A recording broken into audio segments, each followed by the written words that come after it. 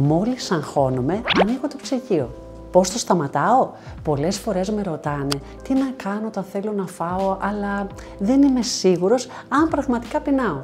Μερικά απλά και ρεαλιστικά βήματα που μπορείς να εφαρμόσεις από σήμερα κιόλας είναι τα εξής. Σταμάτα για λίγο και ρώτα τον εαυτό σου. Πεινάω ή νιώθω κάτι άλλο? Αγωνία, θυμό, βαρεμάρα? Δώσε 5 λεπτά πριν ανοίξεις το ψυγείο ή το ντουλάπι. Μπορεί απλώς να είναι μια παρόρμηση που περνάει. Κράτα ένα μικρό ημερολόγιο με το πότε τρως, τι νιώθεις και τι επιλέγεις.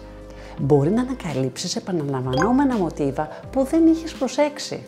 Δοκίμασε να εκτονωθείς αλλιώς. Ένα μικρό περπάτημα, λίγη μουσική, κάποιες βαθιές αναπνοές, μικρά πράγματα στην καθημερινότητα που σε αποφορτίζουν.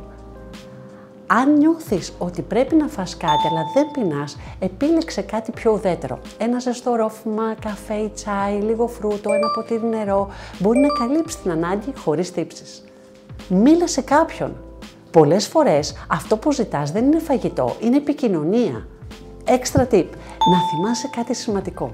Δεν είναι αδυναμία, είναι συνήθεια και κάθε συνήθεια αλλάζει. Όχι με πίεση, αλλά με μικρά βήματα και επίγνωση.